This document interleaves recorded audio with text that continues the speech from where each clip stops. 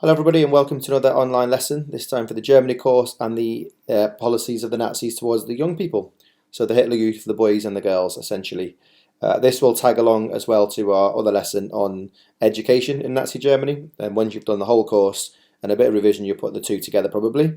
So let's get straight into this, a really interesting topic, one that is incredibly relatable to you. In having to come to school and lots of things like that. So hopefully you'll enjoy this lesson, and it's really important. And at the end of the lesson as well, there will be a really focused delve into what it might look like in the exam. So make sure you spend some time with that at the end, whether you do it at the same time as this lesson or when you're revising later on. Alright, so we can see from the photographs, the pictures on this first screen, that there is a formality about the Hitler Youth. There seems to be a bit of joy in the picture that's being created. The photographs look a little bit more serious, but you can start making some inferences straight away from these images on the screen, especially the first one. It's very serious, very stern, and we'll start to build up a bit of a picture here as we go through this lesson as to why that is. And the picture underneath, they look still quite serious, but they're getting quite young in this picture, but there's just hundreds of them in this one place. So bringing back some stability and formality that a lot of people, of course, are looking for after the chaos of the late 1920s. So we'll build up a bit of a picture about why this thing was created and why it was successful or not. And essentially that is the gist of how I want you to look at this topic, is thinking about, was the Hitler Youth successful or not? Did people like the Hitler Youth or did they not? And you'll see why that's important if we keep that little slant as we go through the lesson when we do the exam practice at the end. Alright, so we'll start with this quote from Hitler when he got into power in 1933. He says, "My program for youth is hard. Weakness must be hammered away. I want a brutal, domineering, fearless and cruel youth. It must bear pain. There must be nothing weak and gentle about it. That is how I will create the new order." So really powerful quote there from Hitler. He's quite clear from the get-go what it is he's trying to do, what he hopes for with his young people. He wants them to be brutal and cruel and dominant and fearless and all those things that ultimately will end up in a battle situation, in a war perhaps. We know that's Hitler's plan for revenge for World War One, but that's what he's going to try and create, these hardened men who will fight and follow orders and everything without any question. And you can see in these photographs how that's already starting to work, really. They look brutal, don't they? They look quite dominant. Even the younger boys in the second photograph, they're just following instructions. They're doing exactly what they're told, almost robotic. So this, you could argue straight away, you could infer that the Hitler Youth has been successful here. But then we're looking at, 6 or 7 lads here who are quite old in the first photograph, so they may well have been through the whole Hitler Youth by 1938, 39, ready for the war. So of course the younger they start being indoctrinated or brainwashed, the better. Alright, so how important do you think the youth of Germany would be for this idea of a 1,000-year Reich? Hitler's not going to be there for the whole time, obviously, so he's planting the seeds, isn't he, that this is going to grow into a tree of power and dominance, and the Nazis will be around for 1,000 years of dominance, taking over the world. So how important do you reckon these young people are? Just maybe pause the video. If you're doing your notes on a Google Doc or in your book, just write a little idea to that, really, why this is important, because quite clearly you're going to be thinking about along the lines of the future. You're going to get them young, brainwash them into following orders, and then of course they will become the future leaders, and so forth. So something along those lines, and then when you're ready, unpause the video and we'll carry on. Alright, so Nazi ideals. These are the things that all the young people in Germany, boys and girls, are going to be learning from a very young age. That they are supposed to be proud Germans who will support a very strong, independent Germany. Basically bringing back everything that they lost after the Treaty of Versailles.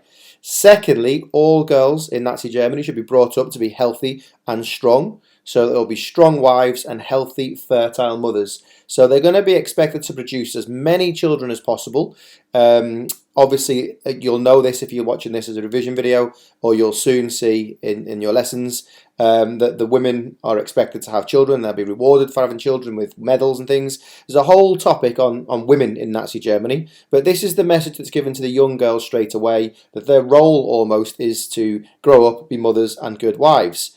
Thirdly, that they should be Nazi party supporters and they should believe in the Nazi policies, unquestionable. Just follow orders and believe everything that you're told. And then number 4, for what they're brought up to be, is all boys should be healthy and strong. They'll need to be productive for the German economy, so work hard in factories or wherever else it might be, and ready to fight for the German armed forces in the inevitable World War II. All right, so this photograph is very interesting. We obviously have an opinion of Hitler, and obviously we know that things that happened weren't good at all. But then maybe propaganda, these images are presented to show Hitler as a caring, father-like figure. So this is an interesting photograph, really, and those children will obviously be delighted that he's there. A bit like you today, if perhaps your favourite footballer walked in, or someone that you really love off the telly was around, you'd get quite happy and excited, ask for their autograph perhaps. The same kind of thing here. Hitler is obviously some sort of mythical hero to these people. So for the boys and the girls, they are obviously different, and you'll know, or you will soon find out, that there is definitely a different path for the boys and the girls. But the Nazis essentially said that boys and girls are equal but different. They've got different strengths, and they'll have different roles within Nazi Germany. Hitler also knows, and this could link back to the little bit you wrote there for the red bar at the top, that sometimes the old people, they're done. They're too old, too set in their ways to try and change their minds. So he's just almost accepted that they're going to have to die off and die out, and it's going to be these young people who are going to follow on and be the future old people. So perhaps he's putting a lot of emphasis onto the young people to try and get it right for the future, which is definitely a sensible thing to do if you're trying to create a dictatorship. Alright, so that was just a little introduction into the idea of what the Nazi ideology towards young people are and how they should be brought up. So this graph, I find it really easy and really interesting, and you can hopefully, just by looking at it with your math skills, just work out essentially what it's saying. So members of the Hitler Youth from 1933, 35 and 39. So we can work out there that more people joined as the years went on. So perhaps before we have a look at this in this part of the lesson, just pause the video again and answer that question in your Google Doc. What are the reasons that you can think of that might explain why the graph has grown by 1939 up to nearly 9 million young people?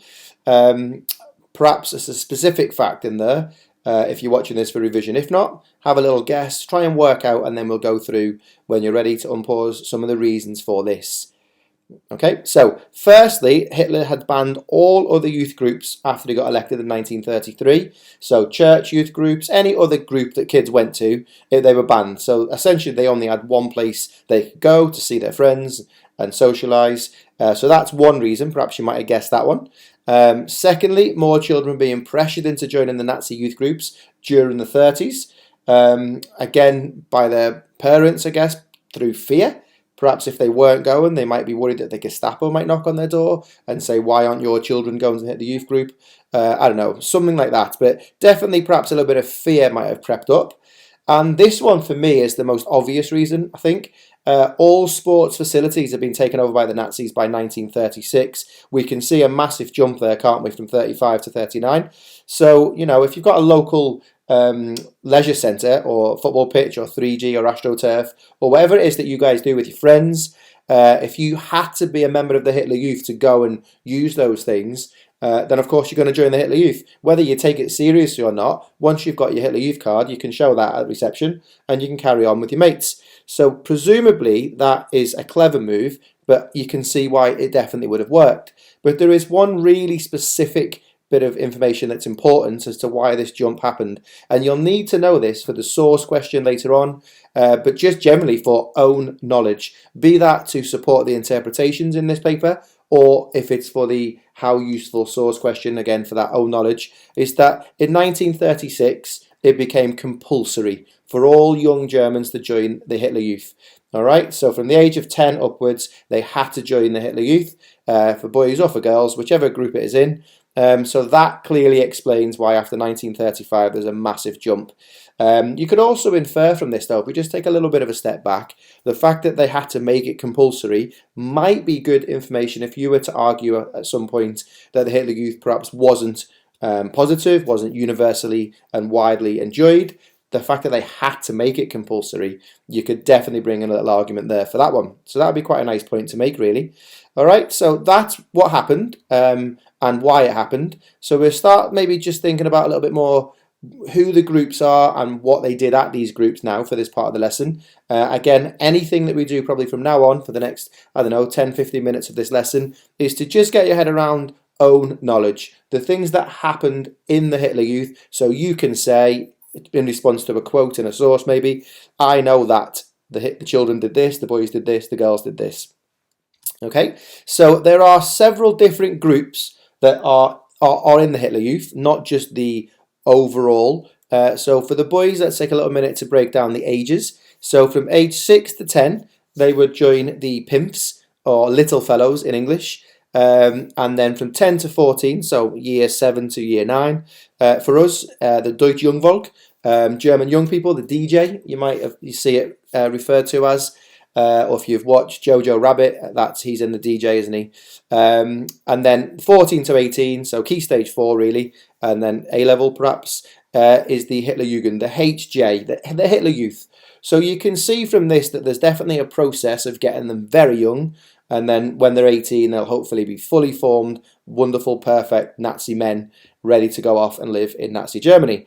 So they are the three categories, and the best way to think about that, if you do scouts, I'm not really sure of the particular things in our country, but you've got scouts, you've got beavers and cubs and all those kinds of things. It's probably a very similar thing where you work your way up and you end up in your scouts. I think is the last one that you do before you become an adult. So you can work that out if you are a member of those little groups and you've gone through the whole process. On the flip side of that, there's a special Hitler Youth for the girls. So 10 to 14, again, so key stage 3, you would join the young model, so the young maidens. And then 14 to 21, you join the BDM, the League of German Maidens. And that's where you're, again, having your education reinforced from what you're getting in school, your duty to be a wife, a mum, all of those things are being reinforced. So you're probably going to do different things to the boys when you go to the Hitler Youth. But this little screen here is just to give you an idea of the different groups that you would go to at the different ages. All of it is perfectly designed to create perfect Nazis at the end of all of it. Okay, so with that said, then let's think about some of the activities that will happen at both the Hitler Youth for boys and for girls. Now, the best way I recommend that you do this in your notes is to have 4 boxes, or just do bullet points if you want to, or 4 categories. But there are 4 main categories for the Hitler Youth for boys. All right, so there'll be some political aspect of the Hitler Youth, some military to do with the army and war, some physical activities, and some character building activities. So just imagine the scene that you go to scouts perhaps, or you go in the Hitler Youth, maybe let's say 7 o'clock on a Friday night, you go off to the Hitler Youth for an hour and a half. Within that hour and a half session, you're going to do each of these categories at some point. It's going to be led by lads just a little bit older than you probably, just like scouts might be, some of the elders perhaps, and they're going to take different parts of it. So you might be there for an hour and a half and you go off and do various things, and the girls will go off into a different room and perhaps they'll do their activities. So you're going to think about your notes as we go through the rest of this lesson into these 4 little categories. So things that are related to politics, military, physical, and character. Try really hard if you can to remember these 4 categories, again, for own knowledge. If you're ever in a position where you're going to be arguing or talking about what happened at the Hitler Youth and what you know happened at the Hitler Youth, then it's these categories right here.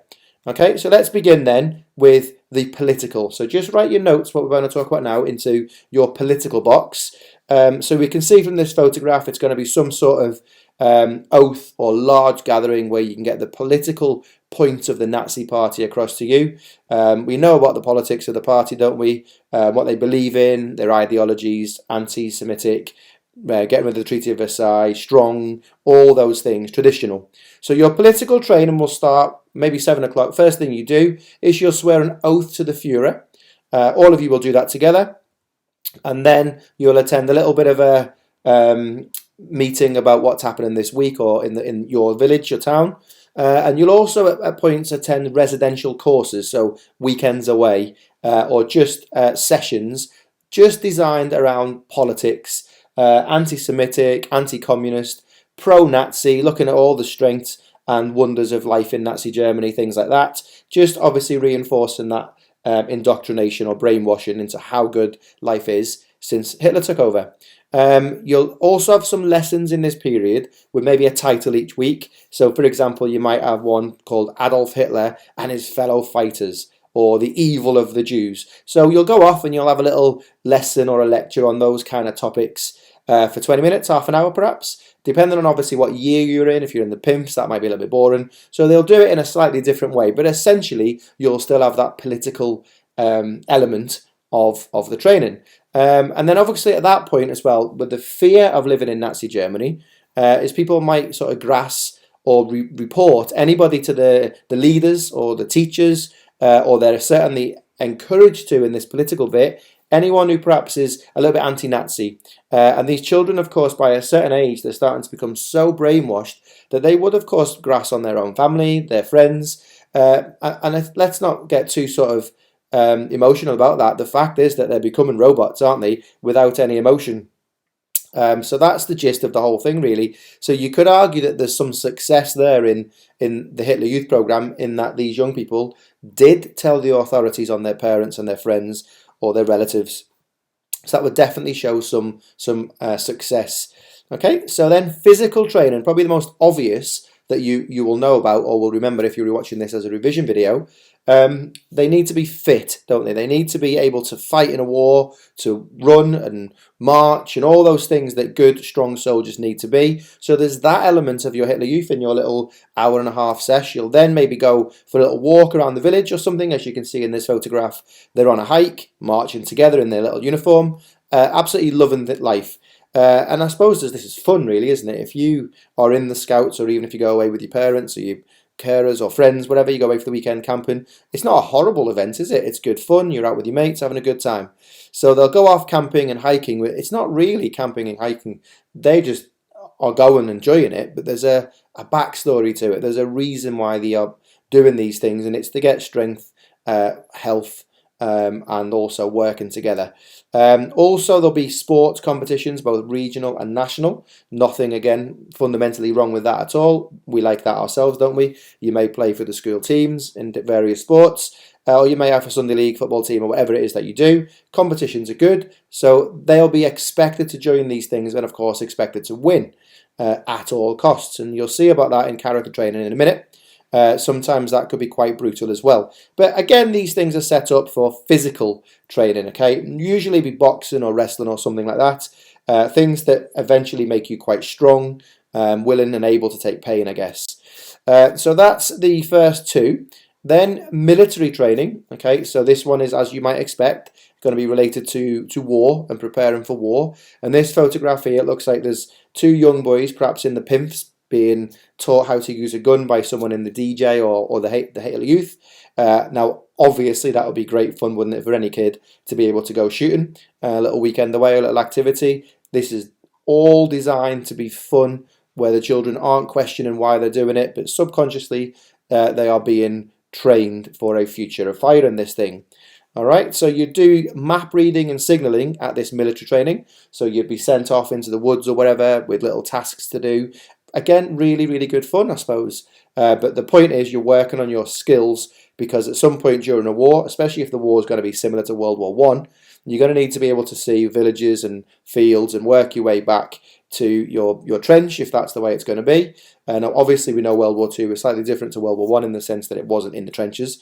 But you still would need these skills if you ever got lost, or when you drop, if you're a paratrooper. So all of it is, again, designed, building us up to World War Two. You'd also be trained in small arms shooting, so the ability to use pistols and small guns and things like that. Again, a key skill for any soldier. And you'd also then have a choice at your military training. If you have a particular interest in the Navy or flying, or maybe the Army or tanks, then you could sort of pick to go into a different group and learn different bits at your little Hitler Youth session.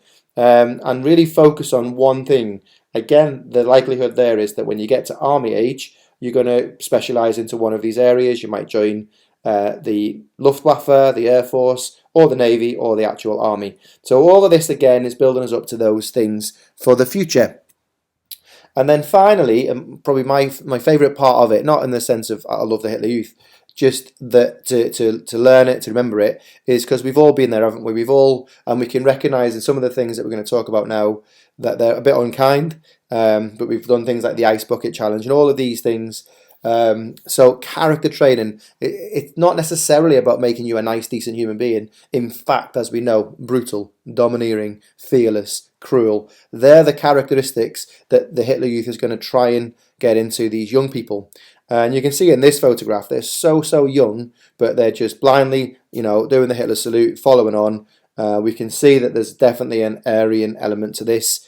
There are other children who joined the Hitler Youth who weren't Aryan, but remember, this is a 1,000-year process, and the fact that the girls are being taught to only marry or get a partner who is of Aryan stock, eventually the obvious point there is that they're going to breed out anyone that's not Aryan eventually. So, don't worry too much. Don't get bogged down in the fact that not every Nazi or German at the time was Aryan. This is the long-term goal.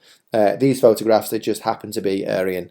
All right, so character training, they would do activities that stress comradeship and loyalty. So things where you have to work together and be loyal to each other in order to win. And if you don't, obviously you fail. It could be any old tasks. It could be racing together. I don't know, the thing where you have to pass the baton in a race. It could be anything where you have to work together, give instructions, maybe blindfolding people, directing them. Again, all sorts of really cool, fun little activities that you might do.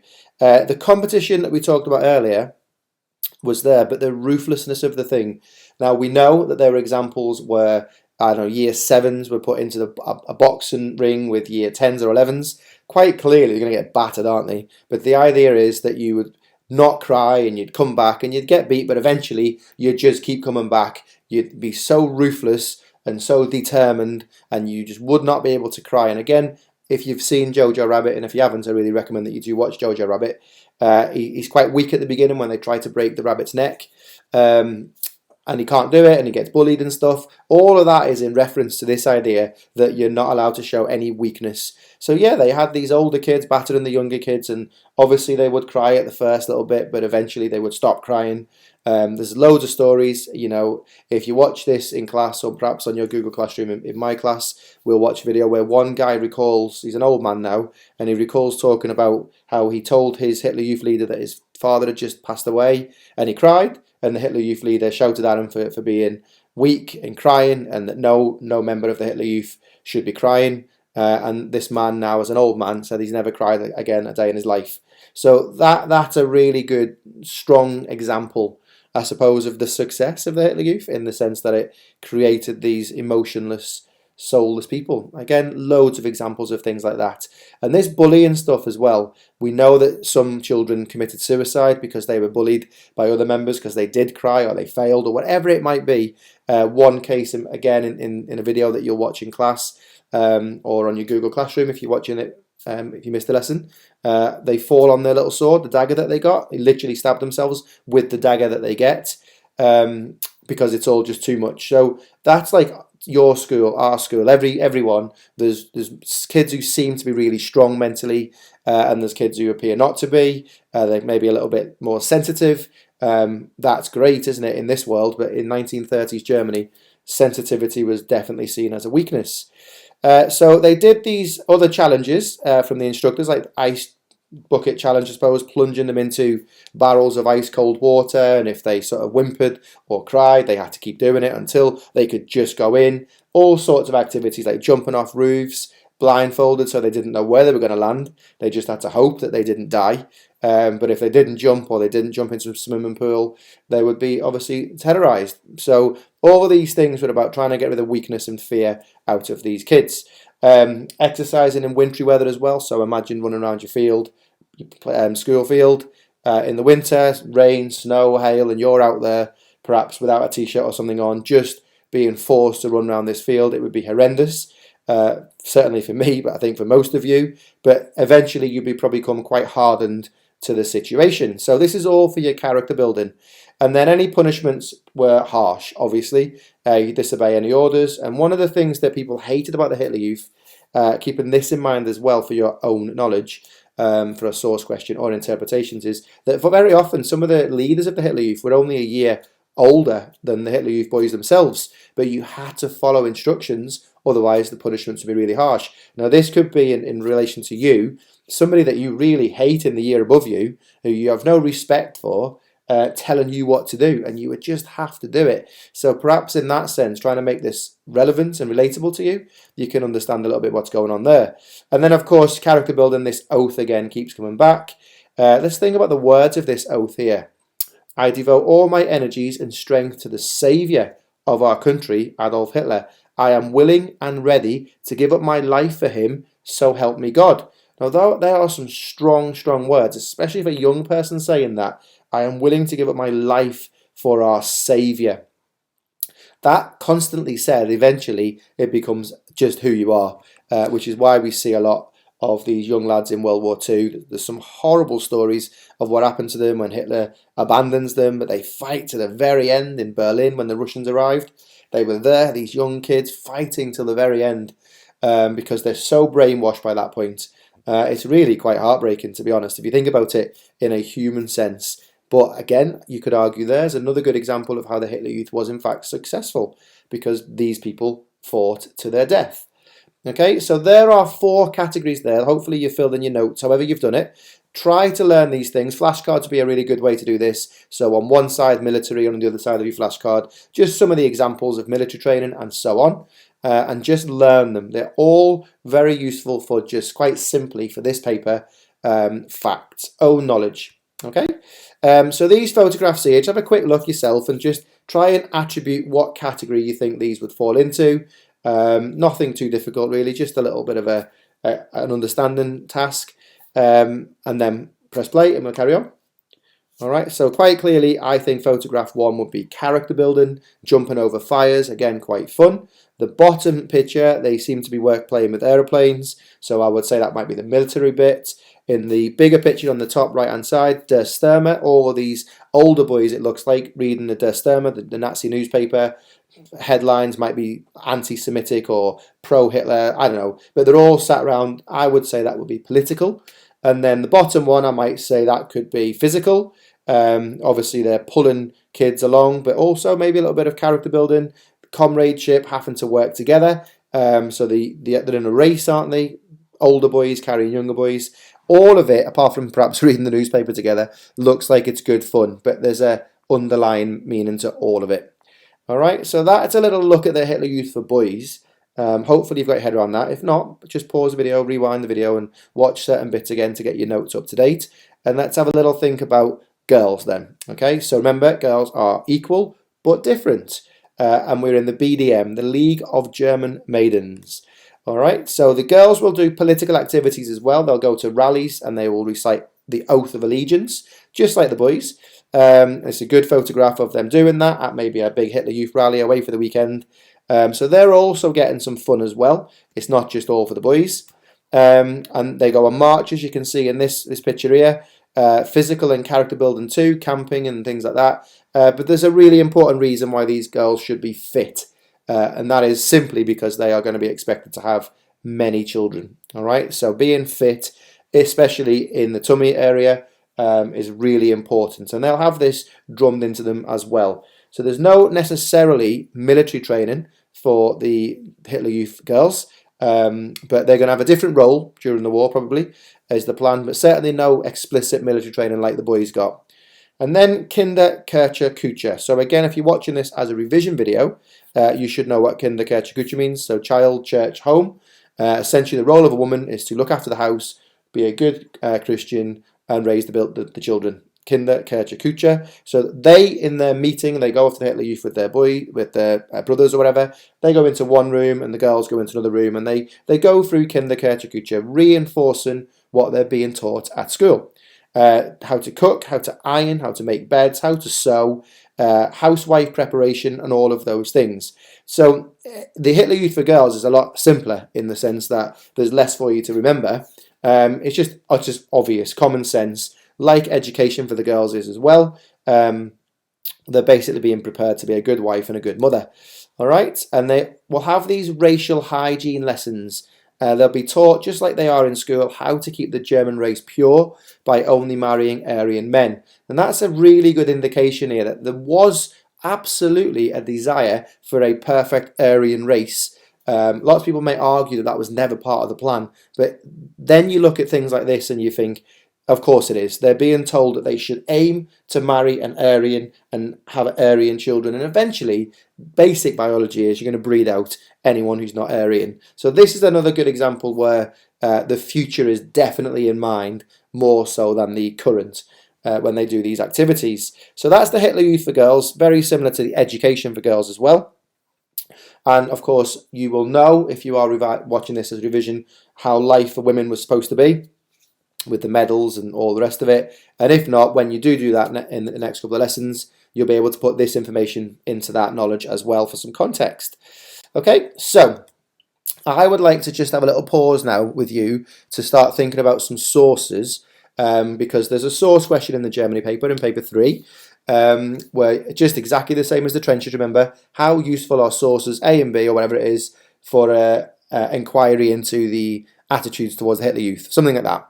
Alright, so I'd like you to just pause this video, have a read of source E yourself, and make a list, just a list of any activities that this source tells you if you knew nothing about the BDM, the League of German Maidens. If you knew nothing at all about Nazi Germany, read this source and just make a list in your notes of what you've learned. Okay, now obviously that will become content, won't it, if this was a source question. So have a little read of it and just make a quick list of the things that they did at the Hitler Youth for girls, and then we'll come back and we'll have a little think about how that might look in an exam.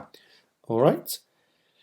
Okay, so welcome back. So let's have a little think of some of the content that you might have picked out from this source. It says they had to be present at every public meeting, rally and sports event. You might bring in some own knowledge there for that content, that there was an expectation or compulsory after 1936. Again, remember, you know that little fact. So that would be some own knowledge to back up your content. So remember, we're going to use content. We're going to say source E says, put the sentence in, and then back it up with something you know. So that's a really nice way to bring in the 1936 bit if you can. It also says that weekends were crammed with activities. So that's what source E says. You bring in some own knowledge to back that up with all the things we've talked about in this lesson so far, the things that women and the girls are doing, for some specific evidence. She just says weekends were crammed with activities. That is perfect for you to bring in that this is useful to an inquiry into attitudes to the Hitler Youth, because I know that the girls did blah, blah, blah. Okay, so remember, this source is about the girls, so don't get yourself confused with the boys, but hopefully that makes sense to you as well for the content matched up with some own knowledge. It also says that they got plenty of exercise. You could merge those two together or just, choose one of them. But again, that brings in the opportunity for you to talk about some of the activities, the marching, the parades, all of those things, and then why they got exercise. So you've got plenty of C and O in our COP, which helps us understand or get some features of the sources done. It also then goes on to say, for a fourth little bit of content, it impacted their schoolwork as there was no time. Again, you can put that in, source E says, and then a bit of our knowledge to bring in, like that they go twice a week or whatever it might be. They do some political bits. They're expected to learn this, that, or the other. Whatever your own knowledge might be, to just back up that sentence there. And then it says we met twice a week at night, ran by girls her age. You bring in your own knowledge again to support that. That sometimes, in fact, very often, the leaders of the Hitler Youth were your peer group, just a little bit older than you. Again, really good own knowledge. And then you could argue the last little bit, source E says they were lectured on Nazi ideology, the role of women in Nazi Germany, especially motherhood. Put the quote in, beautiful, perfect, easy quote, and then your own knowledge to come in and help this one would be the idea that girls are equal but different, the role of a girl, the expectation, Kinder, Kultur. So see this as practice for a little bit of an exam question, and maybe just pause the video and do it as if the question was, how useful is source E for an inquiry into experiences in the Hitler Youth for girls?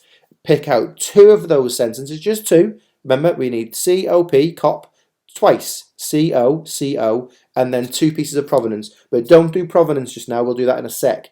But just pause this video, and with everything that we've just talked about in the last 3 or 4 minutes, try to write a perfect paragraph for the content. Start with source E is very useful for a inquiry into experiences of the Hitler Youth for girls, and then say source E says, pick out one of those. We've got 1, 2, 3, 4, 5, 6. We've got 6. You need 2. So pick out some content, add some own knowledge that we've just talked about in this lesson, and then do it again, CO. So 2, CO, CO, and then we'll have a look at provenance in the next part of the lesson.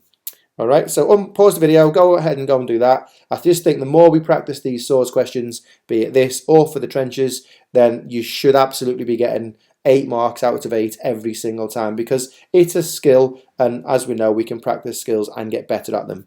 So hopefully talking you through some of the content for this has reminded you how we do this source question, and actually how straightforward it is. We just need to pick out 2. Okay, so go off and have a go writing a little paragraph, and then we'll come back and we'll add provenance to that in a sec.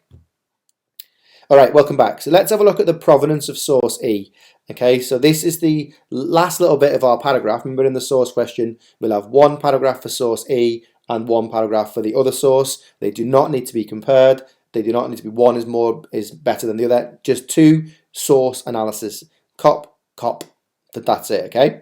So the provenance to add on to what you've just written in your little perfect answer, let's break it down a little bit. So we're thinking of provenance is the 5 W's, who, what, where, why, when. We do not need to do 5, remember, we need 2. So CO, CO, PP within 1 paragraph. So we'll think a little bit about the what is the source, who is in the source, or maybe who made the source, when and why in this case. We just need 2 of these though. So let's think about that. So pause the video, scrap around a little bit, see what you can think about or answering, if you can, those 4 W's, and then perhaps see if you can add that to the bottom of your little paragraph that you've just written, and then come back to the video and we'll talk through some of the things you might want to think about.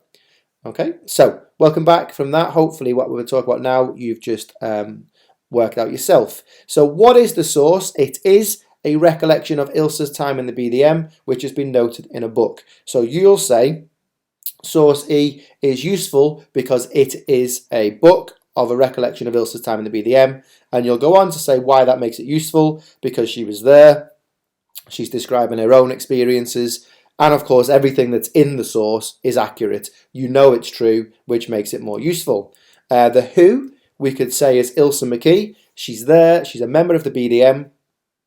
What she's referring to is a very typical experience. So although it is only one person's view of the Hitler Youth, that's quite typical. If you spoke to anyone else, they would say the same thing. They met twice a week, they did physical stuff, they did political stuff. You know that's typical, and that in itself makes it useful. But the fact that Ilse McKee was in the Hitler Youth between 1933 and 1939, even better. So the when of this thing, hopefully you've not got yourself confused with the 33 to 39 bit, which is easy to do, but read the provenance carefully. Remember, provenance is always a little bit of information that you get with the source. It's published in 1966, so long after the fall of the Nazi regime. So you could say this is useful as Ilse is not towing a party line. She hasn't got to say things. She hasn't got to make it good, bad, or whatever. She's talking a long, long time after the Nazis have gone, and she's basing it on her own recollections. And again, don't be negative, very positive. What she says is true. It's accurate. You know that. So there's no need to say that she might have forgot, because she hasn't. Always be positive, remember, with these sources. So it's published in 1966. You have plenty of time to think about it, refer to it, and then the why, if you choose to pick the why. Try to do a why if you can, especially if it's like a museum piece. The why is obvious, isn't it? It's there to educate. In this case, you'd say source E is published to educate or inform people about life in Nazi Germany. So, of course, it's not going to lie. He's not going to say something that didn't happen. That would be silly, because there's so many books and documentaries and things where people have said what happened. It would be random, wouldn't it, if this book made up all sorts of falsities. So that's why it was published, and also why it's really useful, because its intention is to educate people. And what a brilliant source to educate people about than asking the person who was there, who lived through it, who is telling their stories. And of course, this book here of all these contemporary accounts is going to be full of hundreds of Ilse McKees. It's going to be a really good book, isn't it? And there's going to be lots of things in there that are similar, lots of personal little stories. So all of that, it makes this source even more useful. Now, please remember, you just need two of these, who and what, or why and when, just two at the end of your COCO, two sentences backed up with two bits of knowledge, and then two examples of provenance, but remember to say why the provenance makes the source useful. Don't just say, this was written in 1966, full stop. All right, you need to say why that makes it useful. Don't just say Ilse McKee wrote this source. Say why Ilse McKee makes it useful, and you're easily racking up your points for this. And then, of course, you just repeat the same for another source. Paragraph 2 in this 8-marker source question. Do exactly the same again. COCO and two examples of provenance.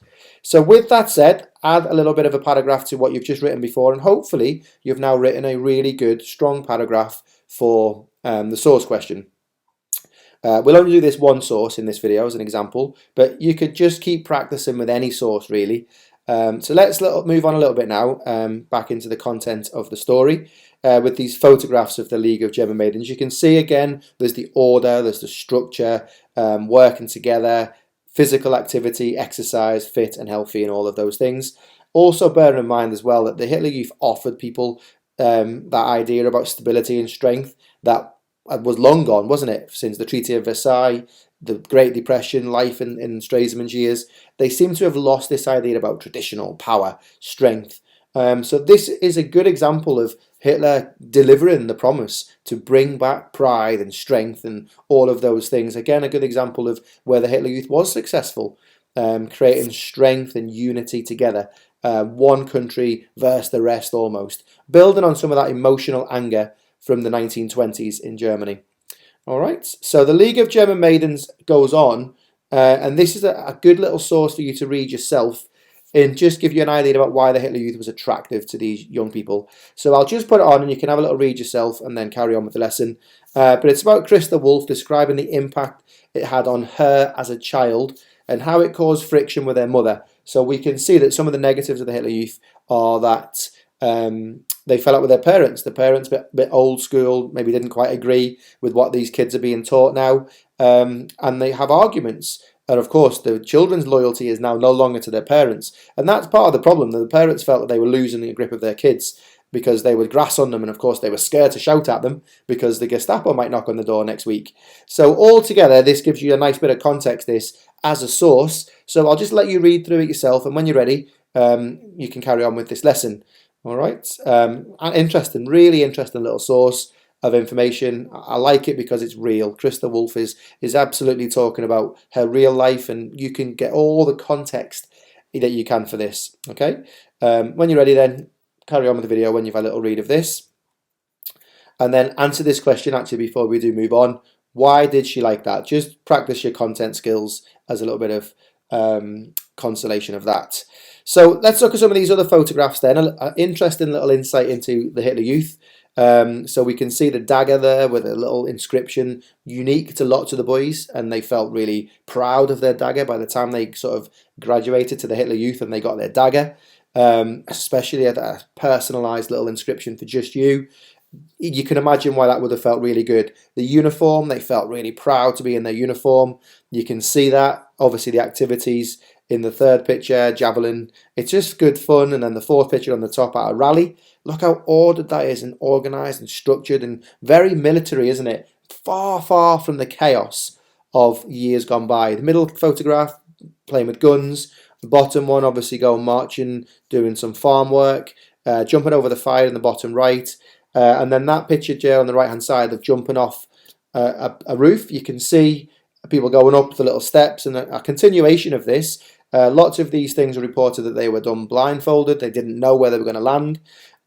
All of that, remember, for that character building. So just really nice little thing to pause on to look at some of the activities of the Hitler Youth. And again, similarly for the girls, again, physical activity, running, comradeship, working together, all things designed for the purpose of being fit and healthy. So let's just take a little bit of a step back again now into the fact that the Hitler Youth might not have been completely successful because there was opposition to the Hitler Youth. Okay, so the opposition to the Hitler Youth is very, very simple. Some kids didn't go. Okay, so keep that in its mind. And then these three little words here, conformity, resistance and opposition, just have a little look at the definitions of those, and you'll be able to fit in some of those in your own experience of school. Absolutely. So maybe it's your tie, or you might have your tie top knot, or not tuck your shirt in, or whatever it might be, socks. You generally go along with something, but a little bit of resistance rather than total opposition. Not trying to destroy the whole school because you can't wear black socks or something. But generally, we all fit into either conformity or a little bit of resistance, don't we? All right. So most people did conform. However, a lot of people didn't. Okay. So source C. It's another little one for you can practice. Okay, so it's a young man describing the activities and the atmosphere at one of the camps in 1938. So by 1938, the Nazis are well and truly established. Life in Nazi Germany is well and truly established. But let's have a little look at what this guy says. So content-wise, again, if you want, you can have a practice with this source as a second one maybe in this lesson. Or just read it with us and we'll see. He says, we hardly had any free time. Everything was done in a military way, from reveille, which is the early morning bugle call, waking them up, nothing worse than being woken up by a bugle. And then they had to go straight out on a parade, marching around in line, being shouted at probably, raise the flags, morning sport and morning ablution, so going to the toilet. Then they have some breakfast, then they go to scouting games, have a bit of lunch, and then this goes on into the evening. Several participants left the camp because the whole slog was too stupid for them. All right, so just the fact he uses the word slog, this is a kid who quite clearly did not like the Hitler Youth, didn't like the military aspect of it, the orders of it, the being forced to march around, clearly did not like it. He says comradeship was very poor and everything was done for command and obedience. So that is a complete twist and flip around of our story. So far we've seen loads of things that appear to be good fun. But we've got a source here from a young man who's saying this in 1938 who really didn't like it. So you would obviously need to bring in some own knowledge there, what we've talked about previously. Remember we've mentioned, haven't we, that people were bullied if they didn't win or try, or they cried, they killed themselves. So you'd bring in some of that own knowledge into this source, pick out some content and back it up with some of the stuff that you know happened that will show as a negative. So again, a fascinating source there, this insight of this young lad. To give you an idea, obviously he doesn't want to be shouted at by someone a year older than him or forced to get out of bed. You know, it's not quite the playing with guns and all the promises there. This is proper military stuff, isn't it? And I guess you could almost work out that by 1938, we're ready for war, aren't we? The war comes a year later. All right, so other youngsters also objected to the Hitler Youth because everything was for the benefit of the state. They were starting to get a bit bored about being told, this is for the state, this is for Germany, blah, blah, blah. They just got fed up of it. They couldn't choose so much to do what they wanted to anymore. The older they got, the closer to war they got. And everything, industry, education, agriculture, everything became Nazi ideology. So after sort of 6-7 years of that, the young people sort of just started getting a little bit fed up of it. And that is why some of them went on to oppose. And for our exam board, our course finishes in 1939. So we've got 2 examples of young opposition groups. There are several, but they go into sort of wartime Germany. So we're going to worry about a little bit the Edelweiss Pirates and the Swing Youth Group.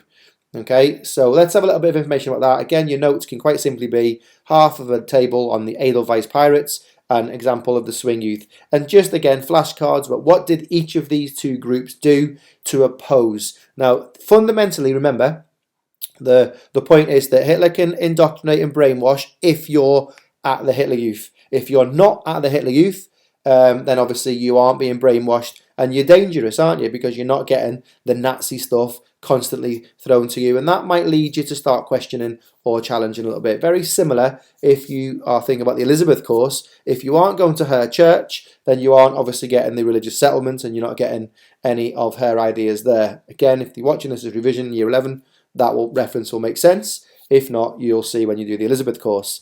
Okay, so the Edelweiss Pirates were around 1938 onwards. You can see in the photographs that they're generally doing similar things. They're out with their mates, listening to music.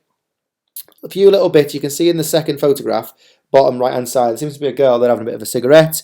So they're doing things that aren't expected really of good Nazi children. So generally, boys and girls, but mainly boys, would be in the Edelweiss Pirates. From working class areas of the big cities especially, You can see that they're not exactly having a poor time of it. They've got longer hair, their fashion's a little bit more American in the sense, rather than the Hitler Youth uniform. They're just going against everything that's expected of them, aren't they? The Edelweiss pirates are probably a little bit mean to the Hitler Youth kids, maybe chasing them up the street and things like that on the way home from the Hitler Youth.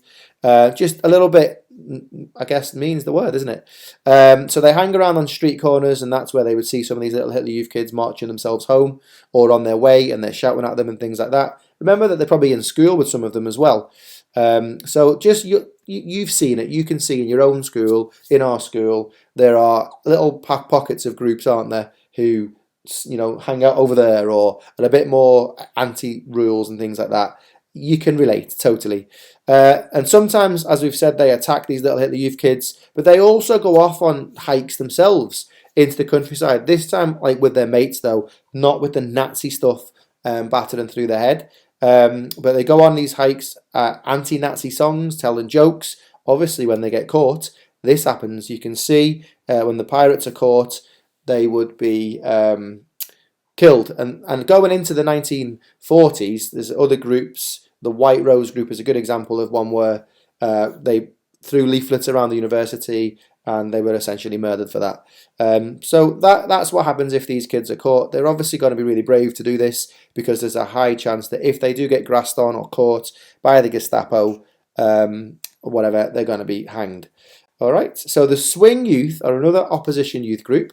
You can see again, similarly to the first one, they're a group of people who are having a good time. But this one, you could be fooled just by the photographs alone to be thinking this was 1920s America or something.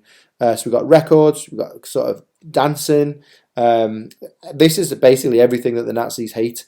All right, so these are generally from middle-class families, the Swing Youth. They've got access to money so they can import American records, jazz especially. We all know, don't we, that jazz is banned in Nazi Germany. The dancing is very much the foxtrot or the American type of dancing, especially the little photograph in the yellow box. Not at all formal marching military hailing, is it? The absolute opposite. They love American culture, probably because they are opposing Nazi culture. That's why they're in this group, because they prefer American stuff, clothes, films, music, records, etc. As we've said, they import them illegally. They drink, they dance, they smoke, they have sex, they do everything that they're not supposed to be doing.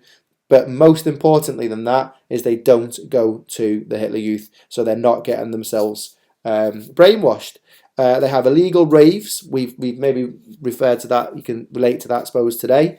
Illegal raves in a barn somewhere or whatever. Sometimes attended by up to 6,000 people.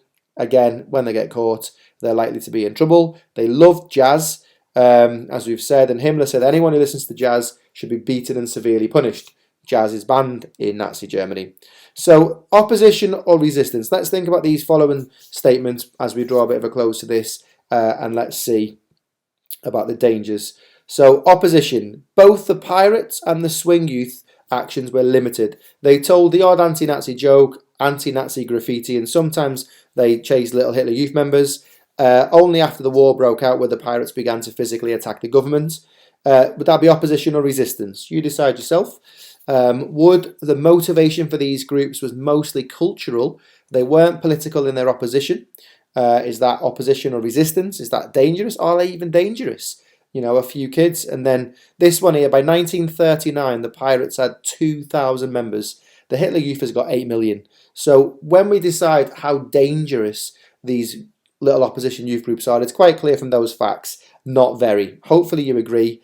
It's just a nuisance, isn't it, to Hitler? It's sort of undermining his power and his authority. The more it's allowed to go on, perhaps the more people will join it. Hence, probably some of the brutal responses to these young people when they were caught. But overall, I don't know if it suggests that the Nazis should be worried about these young youth opposition groups. But it certainly does give us examples, doesn't it, and evidence to talk about if we're ever in a position to mention if it was successful or not, or if everybody liked it or not, or if it achieved its aims or not. Things like that.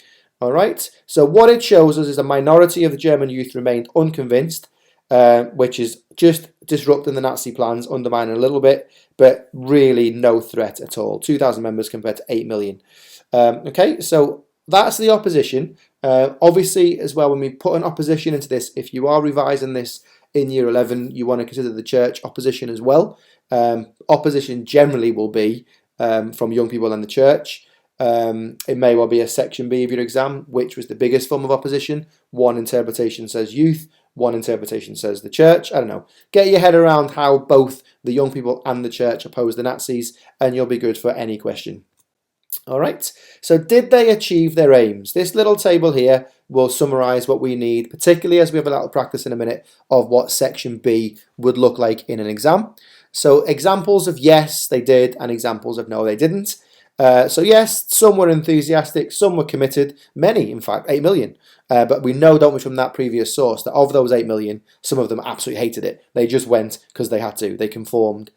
Some really valued the comradeship and the belonging again. They felt part of something big, like that story that you read of Virginia, who just felt part of something bigger than her. She felt she was contributing to something big. That is a clear example of how the propaganda and the feeling of the Hitler Youth really worked. And of course, many did enjoy the activities, especially going on residentials with their mates. Many felt like they were contributing to a strong Germany again, and they loved it. The uniforms, the daggers, the pride, the strength, all of it, the traditionalism, all of it. So there's plenty there for you to bring in. O, if it's O knowledge in the COP of a source question, and again, O knowledge if it's the big 20 marker, which you'll have a look at in a minute. But some examples on the flip of that, because we always need the flip side, of no, actually, some people didn't like being forced into activities, they didn't enjoy it, and they didn't believe in it. Many German adults were also worried too, as they felt their own authority was being undermined by the youth groups, as they were told that their loyalty lies with the state, not your family. That would cause confusion, because obviously you'll know as young people, you want to be loyal to your parents and your carers, the people at home that you love. But if someone's telling you that the school's more important than your parents, obviously you wouldn't like that. But the parents believed they were starting to lose their kids as well. And this is again seen a little bit in Jojo Rabbit, if you haven't watched that. The mum is struggling a little bit with the authority of her kid because he's becoming more and more Hitler Youth-y as he gets older.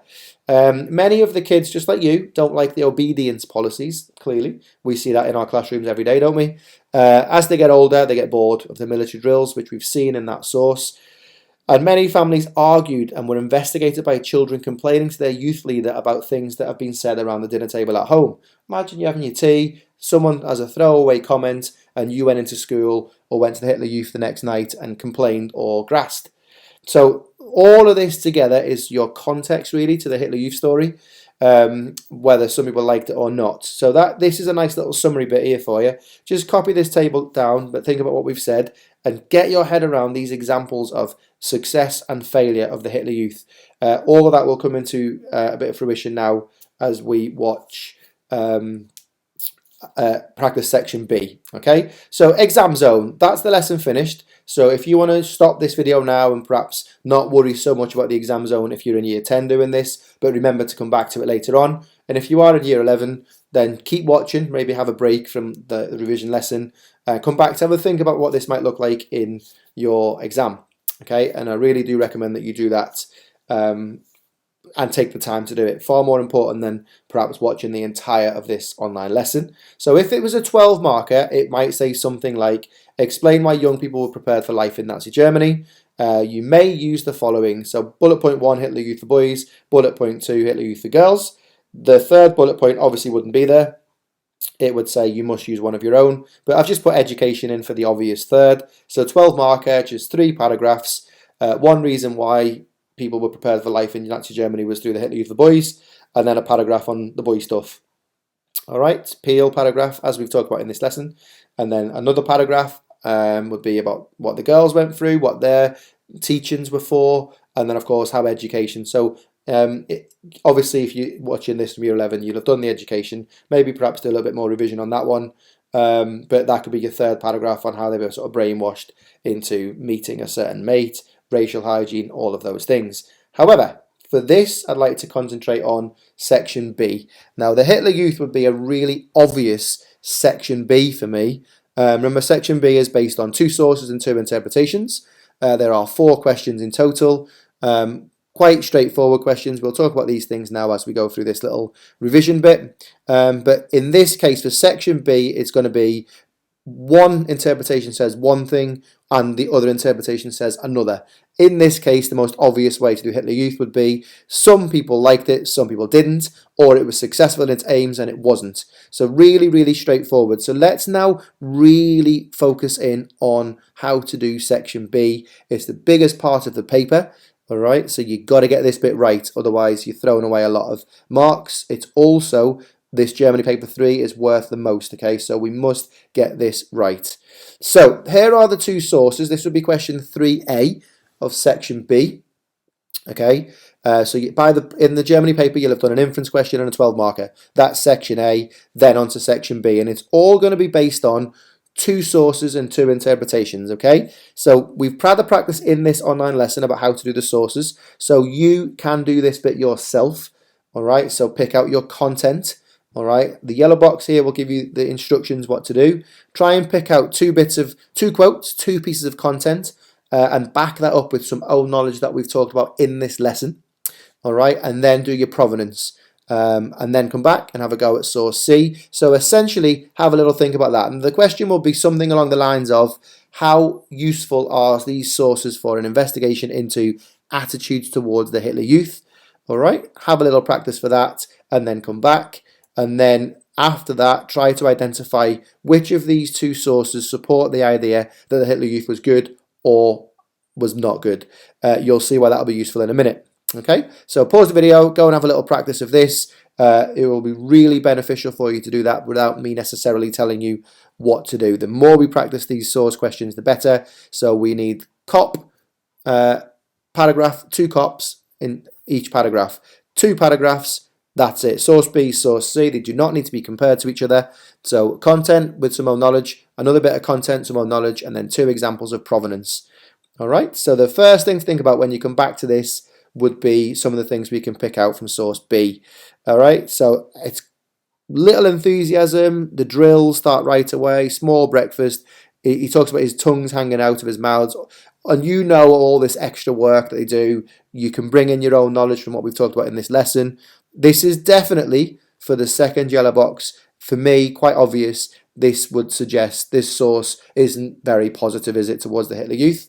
And some provenance of it, it's a private letter. So this guy who's written it doesn't expect it to be read by anybody, so why would he lie? He's obviously going to tell the truth. He's writing to a friend in Germany, and it's written in 1936. So again, you can bring in that little nugget there that 1936 it became compulsory, possibly why this kid's there, because he has to be, and he's telling his mate exactly the truth about what it's like in this camp, and he's obviously very negative. So there's loads of good provenance there. A private letter is important. The word private there is he has no expectation that it'll be seen, and if he did have an expectation that it might be seen with censorship, then he's a very silly boy, isn't he? Because he could get in a lot of trouble for what he said here, and the fact therefore that he has said that and been very honest, he clearly either doesn't care or he's not thinking about that. The fact is, it's very truthful and, you know, quite typical. Again, source C, hopefully you've done a nice little paragraph on that before you came back. Much more positive, talks about joining the young Volk at the age of 10, how he moved he was when he heard the mottos, he felt belonging, something loyalty, something bigger than him, all those things that we've talked about in this lesson. And again, the provenance is a book about the Hitler Youth, so the why is it's educating or informing what it was like in the Hitler Youth, published in 1954, again, similar to the example we talked about in the online lesson. He can say what he wants. I mean, it's positive, so it doesn't matter if he said it in the 30s or not. This one is from a Hitler Youth leader, which again makes it really useful because, quite simply, this is the guy who was doing all the orders, so perhaps he did enjoy it because he wasn't the one being forced to run around the field. Fact is, though, what he's talking about, again, you know that happened, and you also know that some of these Hitler Youth leaders were just a little bit older than the kids who were doing it. So again, provenance-wise, really good examples you can pick for your provenance part of this. So hopefully, before we move on, and you've had a little practice at this, you know, maybe 12 to 15 minutes would be the time you'd have to write this question.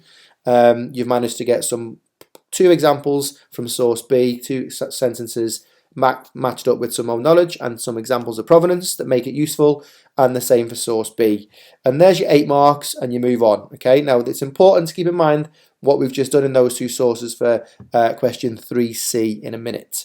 So that for me is the hardest bit of section B, but I still think with a bit of practice we could pick any sources up and be able to do a COP analysis and get 2 decent little paragraphs. We just got to make sure that we are absolutely ready to do that and get as many marks as we can. So then we move on to question 3B, which is a 4 marker, and it'll be the same focus as the 2 source questions you've just seen. In this case, about attitudes towards the Hitler Youth. Every question in section B will be about the same focus. In this case, the source question and the interpretations and the big essay will all be about attitudes towards the Hitler Youth. So this question is, what are the views? We've done many practices of this, so hopefully this provides us with no problems at all and we get an easy 4 marks. So our script, remember, we will say the view of interpretation 1 about attitudes towards the Hitler Youth is, and I can tell this because it says. So pause the video and go and answer that. When you're ready, come back and we'll have a little talk. Welcome back, and then you'll say, whereas the view of interpretation 2 about the attitudes towards the Hitler Youth is, and it'll be the opposite for sure, and then you'll say, I can tell this because it says. Alright, so we're going to be looking at something along the lines of, hopefully you've written something very similar to the view of interpretation 1 about attitudes towards the Hitler Youth is that it was positive and people enjoyed it. I can tell this because it says, the first sentence, many young people were attracted by the exciting and interesting activities of the youth movements. That's it, job done. And then whereas the view of interpretation 2 about attitudes towards the Hitler Youth is that some children did not like it, or it was negative, or something like that, I can tell this because it says. Again, the first sentence works perfectly, but there's plenty. The words growing resentment at the way the Hitler Youth leaders acted, something like that. And there's your 4 marks, folks. I really believe that this question 3B should provide you with no problems at all. Okay, now question 3C, this is where it perhaps gets a little bit trickier, but again, it's still super easy, and practice will make perfect on this. So this question 3C is asking you why the interpretations have different views about the Hitler Youth movement. All right, so 3B is what's the view? One likes it, one doesn't, or whatever, positive, negative. This one is asking you why. Now, there's a script that I want you to follow every single time. Start this answer with the views of interpretation 1 and 2 about attitudes to the Hitler Youth. Remember to always get the words of the question into your first sentence for all questions. Are because they are based on different sources. That's what we'd like you to really focus on. It's easy. It relies on just a little bit of a script. So you'll start with that. They're based on different sources. Then all you need to do is match up each interpretation to one of those sources you've just talked about in question 3A. Now, obviously, by this point, you've done 3A, so you know which source is positive and which is negative. So the script of it might be something like, interpretation 1 is based on sources like source B. Now, it's important that you say is based on sources like source B, because no historian would write a book looking at just one source. They would look at many sources that essentially are supporting their viewpoint, aren't they? And this is, then you follow that up, and this is the tricky bit really. So you got your second mark for based on sources like source B. So you've clearly matched up this interpretation to the source. And then you've got to talk about something they both say. They both talk about. So you'll say this is because they both talk about or focus on, in this case, the positives of the Hitler Youth. So it's clear that source B is very similar to interpretation 1. And then you'll say again, whereas interpretation 2 is based on sources like source A. All right, so a little typo there for the extra source, but based on sources like source A. So you get another mark for identifying the source that matches up with the interpretation. And then again, this is because they both talk about or focus on the negatives of the Hitler Youth. And that again should be your 4 marks, done and dusted without really too much thought. And added to 3B, you've got 8 marks there, again, without too much difficulty. You just got to remember the script, and we should be able to pick up some marks for that. So that, therefore, so far in section B, we've got 16 marks done. The source question worth 8, and these 2 4s. So 16 marks is a significant amount to hopefully have in the bank for what is actually really quite straightforward as a technique goes. So then we get onto our 20 marker. And obviously that would scare us a little bit because it's 20 marks. 16 marks plus 4 SPAG, or quality of written communication. The question again focuses on the attitudes of the Hitler Youth. It asks you very simply, how far do you agree with interpretation 2 about attitudes towards the Hitler Youth? We've just done the interpretations, so we know them really well. We've done the sources, but the sources are almost irrelevant in this. In fact, they are. Just ignore the sources now, they're done. All right, just focus only on the interpretations. So this next bit of this little technique lesson will really just focus or show you the structure of it. So we're going to start, as always, with an introduction that says how far we agree. So we'll say something like, I agree to a larger extent with interpretation 2 that the Hitler Youth wasn't very popular, or I disagree to a larger extent, whatever you think, it's up to you.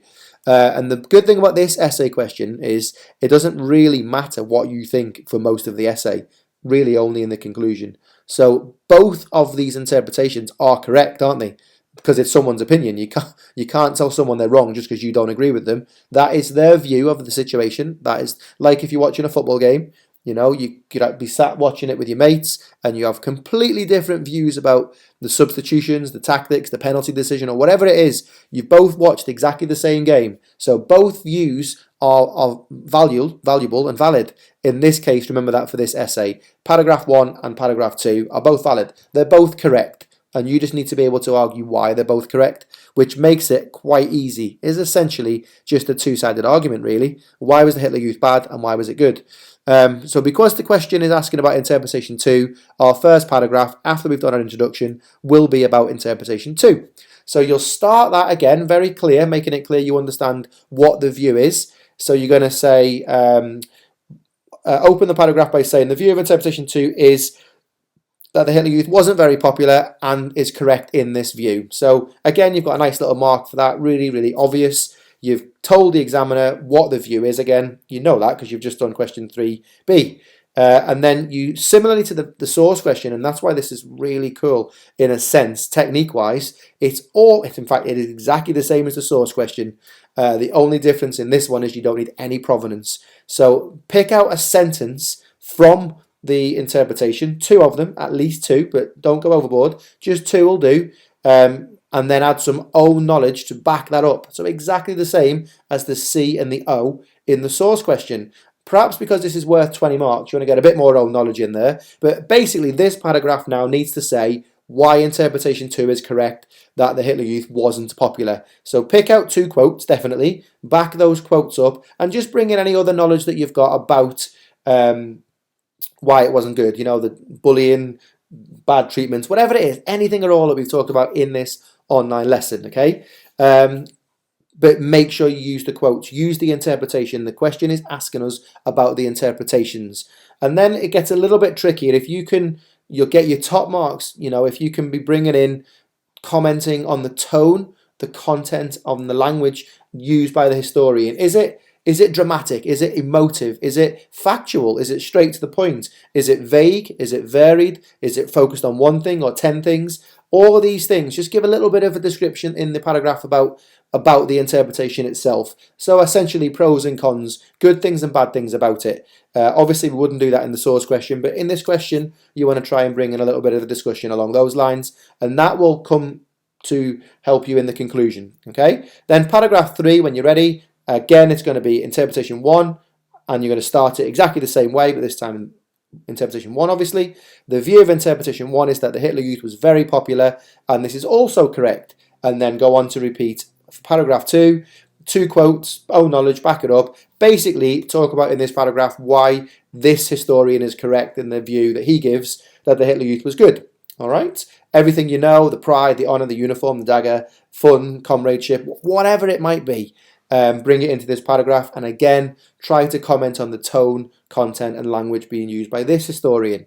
Okay, and then when you're ready for that, so this question again, as always with the big one, you're looking at 25 to 30 minutes for this really, is a conclusion. So once again, state in your conclusion like you would in any other 16 marker, how far you agree. So I agree, or in conclusion, I agree with interpretation 2 about attitudes, blah, blah, blah.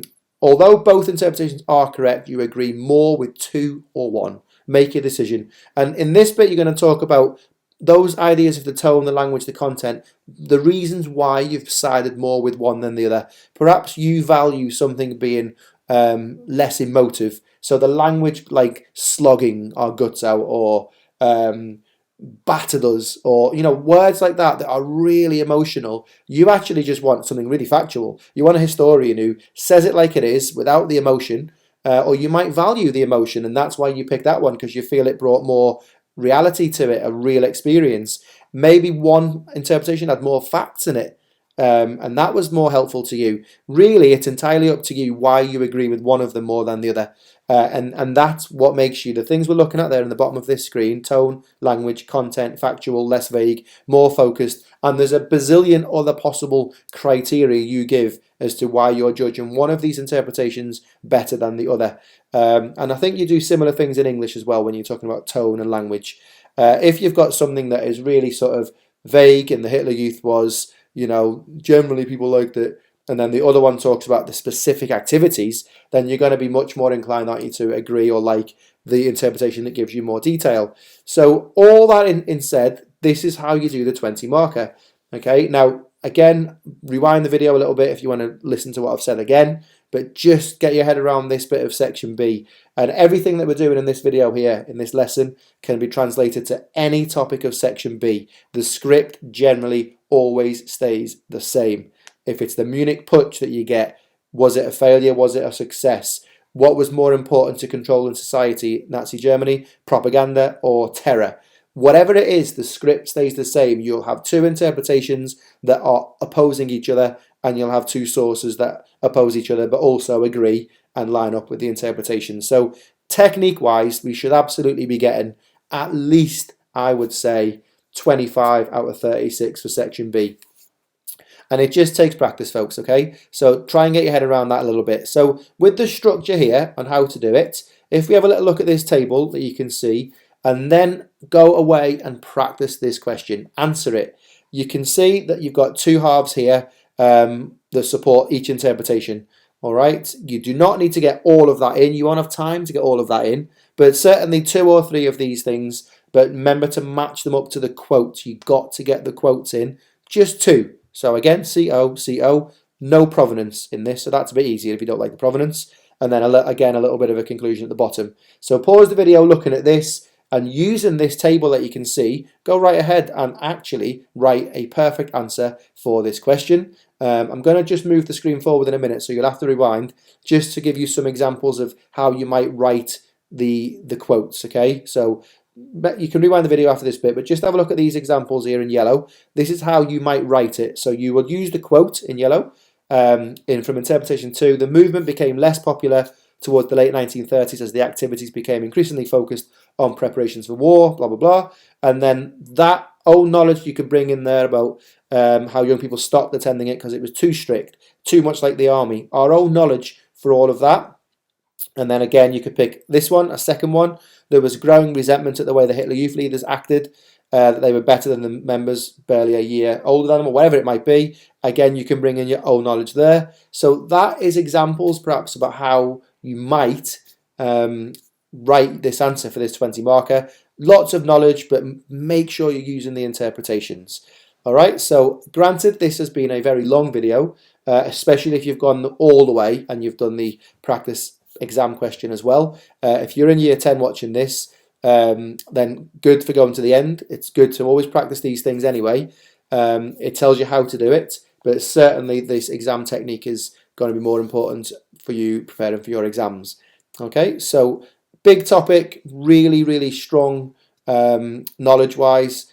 Just make sure you know the Hitler Youth backwards. Watch Jojo Rabbit if you haven't seen it yet, and then just YouTube any videos about the Hitler Youth, life in the Hitler Youth, and you're going to get a real mixed variety, positives and negatives. Lots of interviews of people who survived. They're obviously the best sources, aren't they? All right, and as always, remember in the Germany section of our website, all lessons are there, online lessons and just the PowerPoints. Eventually, if not already, by the time you're watching this, all lessons will be recorded as well. Thank you very much once again for joining us for this Germany Hitler Youth lesson, and hopefully it's been helpful in giving you the information that you need, but also for revision and preparation for your exams with the section B. Okay, practice, please just practice section B, and I promise you, you will be able to walk paper 3. All right, any questions as always, please let us know. Thank you very much, and we'll see you next time. Goodbye.